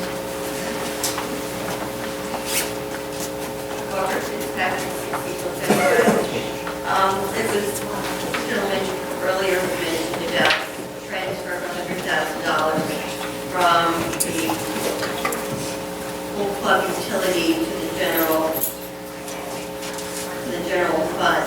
And it says it's for the financials that were given to Tracy and for documentation with reference numbers. It shows that at the end of December 31st, 07, there was a balance of $100,000, and then on January 1st, 08, it shows a transfer of that $100,000 surplus to the general fund, and that's reference figures here of reference item 854.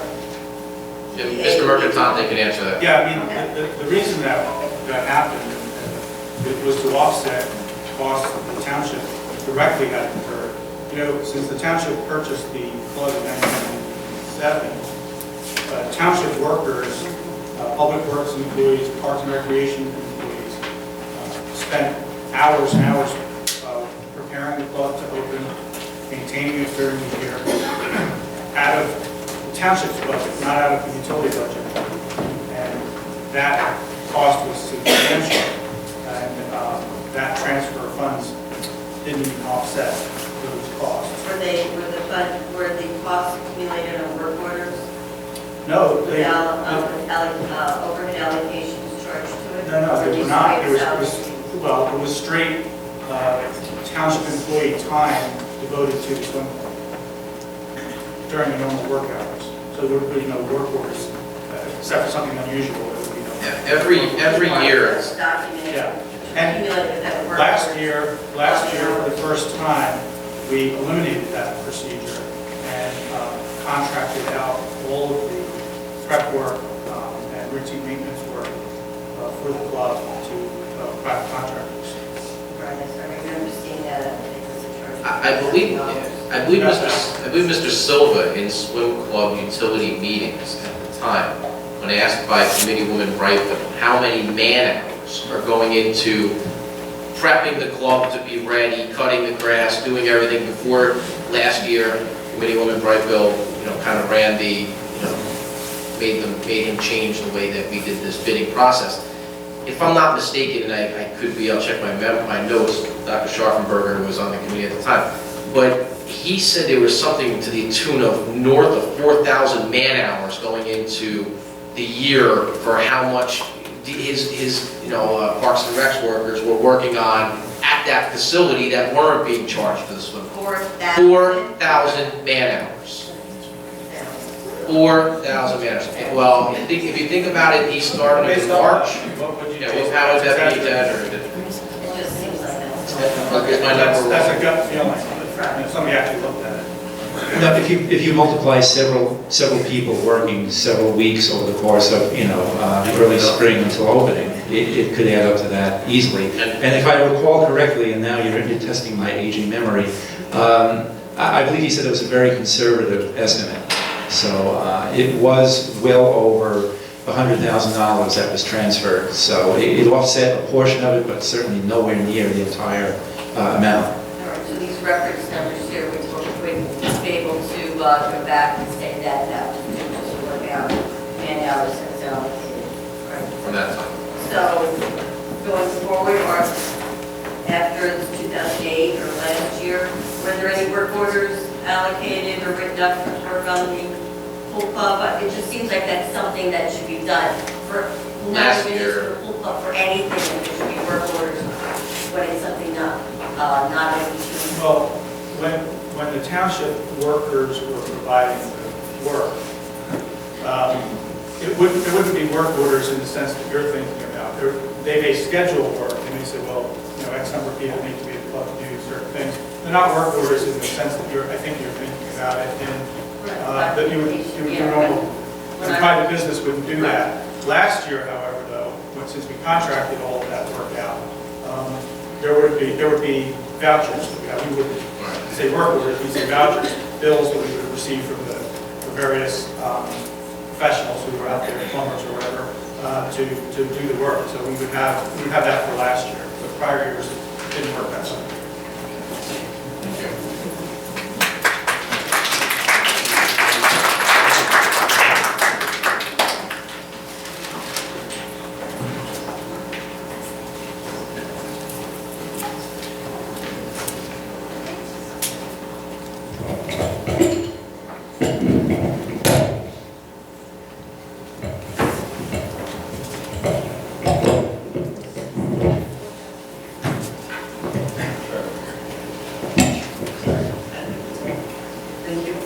Carolyn Schwabel, 79 Hamilton Avenue, Leonardo, New Jersey.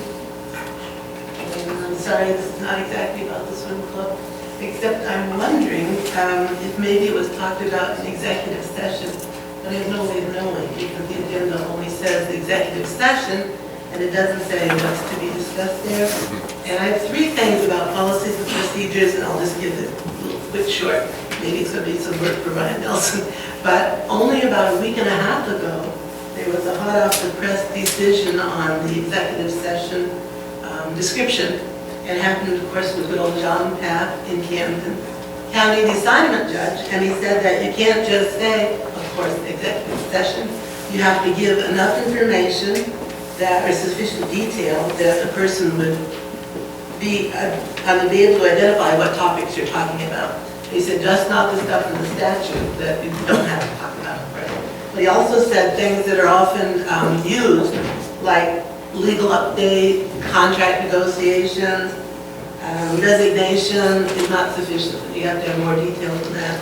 So I've heard that Mr. Nelson at the end of the meeting will talk about what's going to be discussed.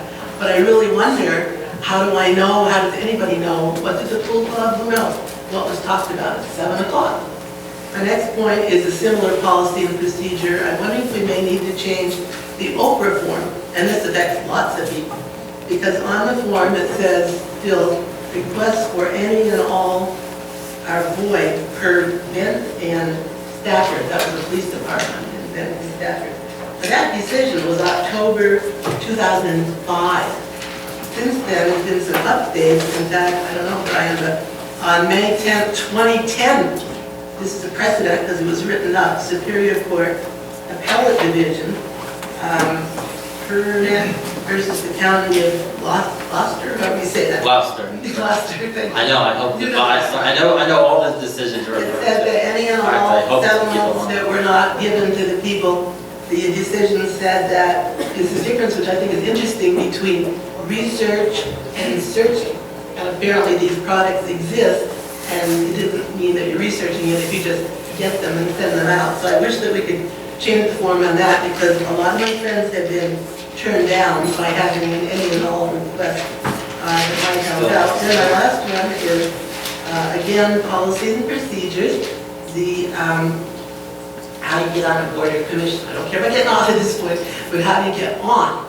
And as I see still on the website, Ms. Brown, it mentions that you fill out a form for, it's interesting, under the state guideline, citizen leadership form. Is that still the way you fill out one of the forms and send it in? Because I did Oprah selected group from the January this year, 2012, applications or appointments, appointments to different boards and commissions. And I just picked about 11, and I found out that the person who gets the gold star is Mr. Settembrino, because he actually has an application on file. Forgot to sign and date it, but there is an application on file. I would tell you that I didn't have an application because my resume was all over the courier because I gave a letter at the time. So it's probably it's probably because of me that we have that form. So it does say that will be kept on file. I think that's part of the citizen leadership forms. But it's just interesting that the town clerk had none for clean communities. You're right, you don't have one for a green team. Trust me. A landmark commission, Pam Brightville, has none, and she's on 3 boards of commission with no application on file for her. Library board that we've heard a lot about these days, Stephanie Murray has none. There was one from 09. Stephanie Murray's my mayor's designee. Excuse me? Stephanie Murray's my mayor's designee for the library board. There's no. She's my mayor's designee. I don't need a form for my mayor's designee. I have my own mayor's designee. Because it says that. I can technically attend those meetings in lieu of my designee. But you don't have one on file, as the state says. Oh, okay, so I wasn't elected either. The other interesting one is Larry Nelson, who's suddenly the president of the library board, and he's a good guy.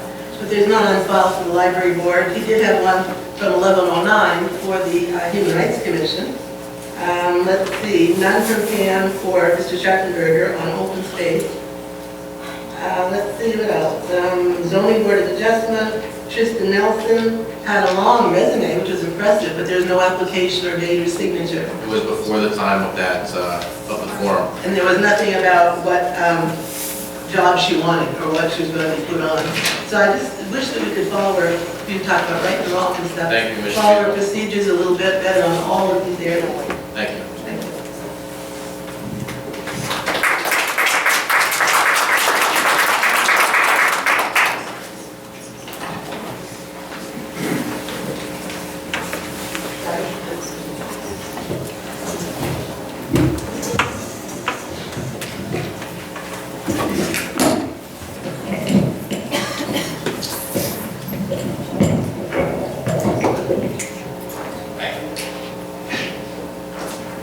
Russ Meyer, 35 7th Street, Delaware, New Jersey. I'm a member of the Pool Club for 30-something years.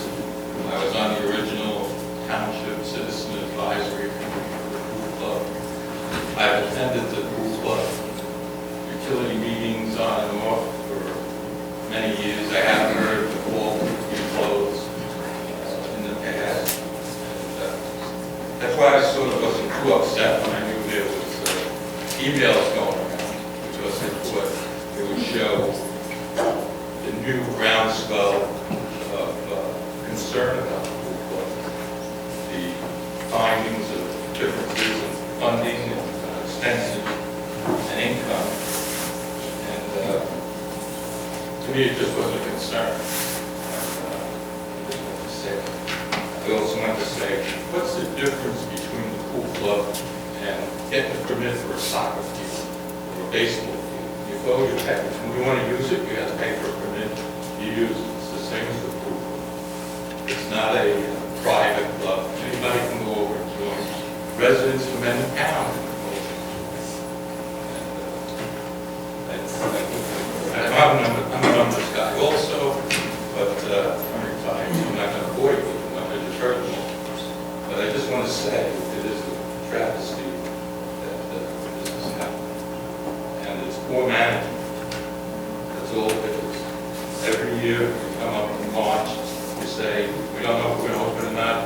Okay, you're going into the town matters. It comes out 3 weeks later, and you have to have your money until April 1st. That's why memberships decline. And I just wanted to remind you that Milton Friedman, like I said, the federal government ran the Sahara Desert. We'll be out of sand in 5 years.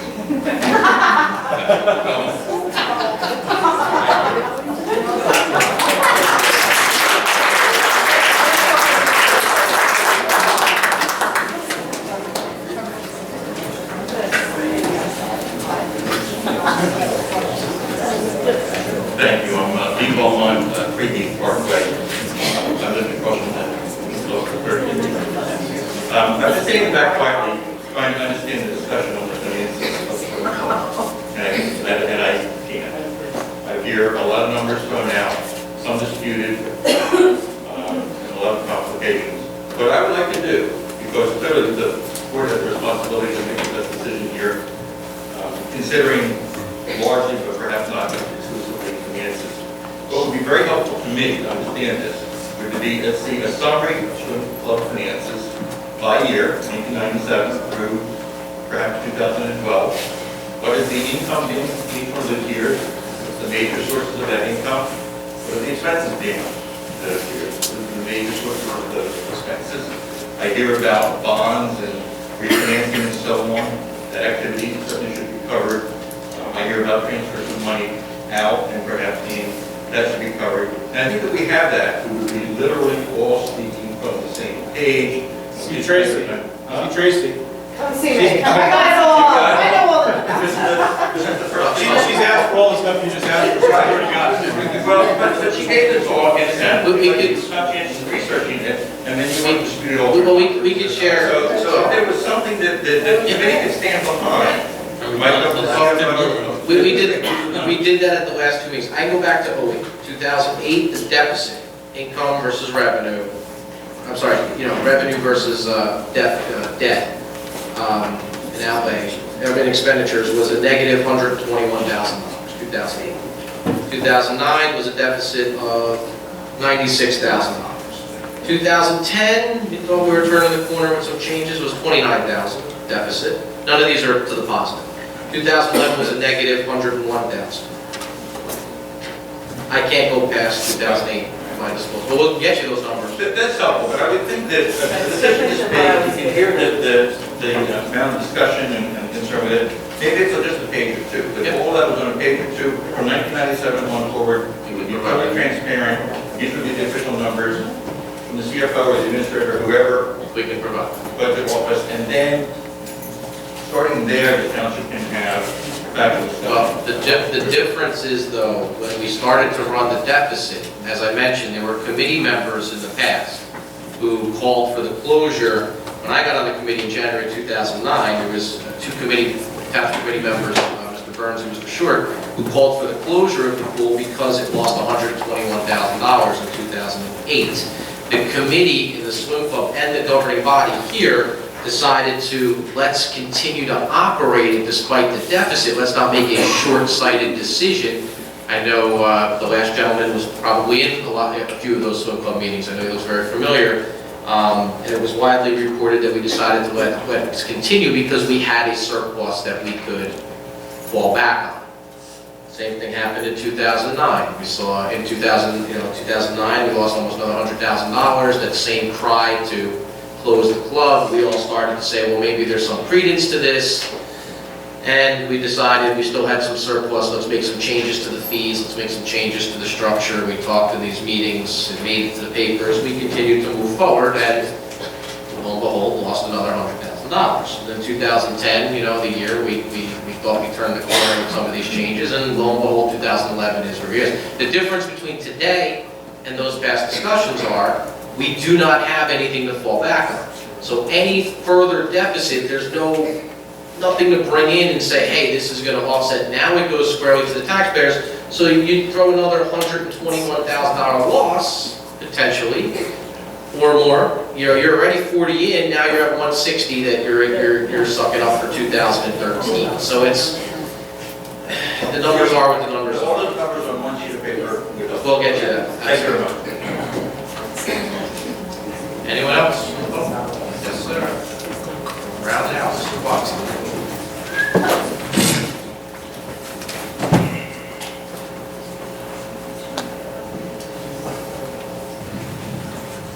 Good evening, my name is Don Watson from 1 Collinson Drive in New Monmouth. I'd like to read a resolution here.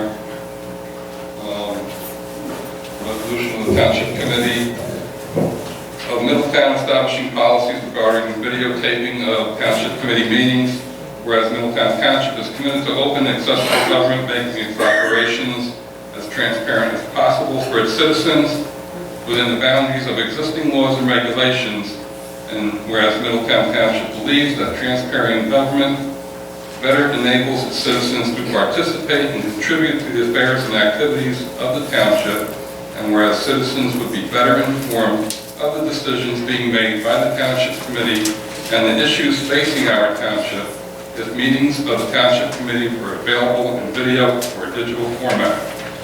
And whereas the Township Committee seeks to take advantage of existing technology to make its meetings and its decision-making more readily accessible to its residents, including utilizing the Township's website to post video and audio tapes of the Township Committee meetings.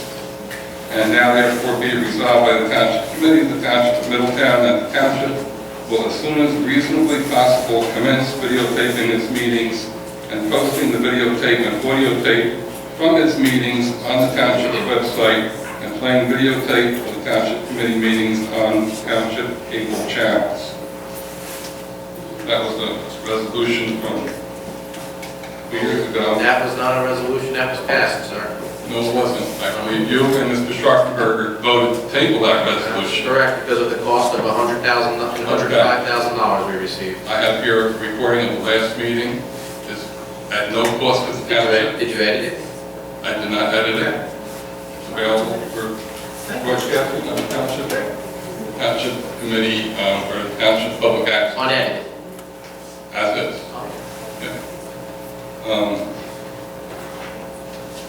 Another thing, resolution that was brought up tonight, Resolution 92. We go out to bid every year to farm out Stevenson Park. And every year, Sickles Farm gets this contract to farm Stevenson Park for $500. I don't think that's reasonable, considering the cost of what Sickles charges for his produce. Was that? You could bid. I could bid. Right. Nobody else bids on this? Okay. Just want to make that point. For $500, I'm sure we could reject the bid and go back out. I don't think it's reasonable to have a tenant on that property either. Well, that's the way it goes. Yeah, it sure is. Right.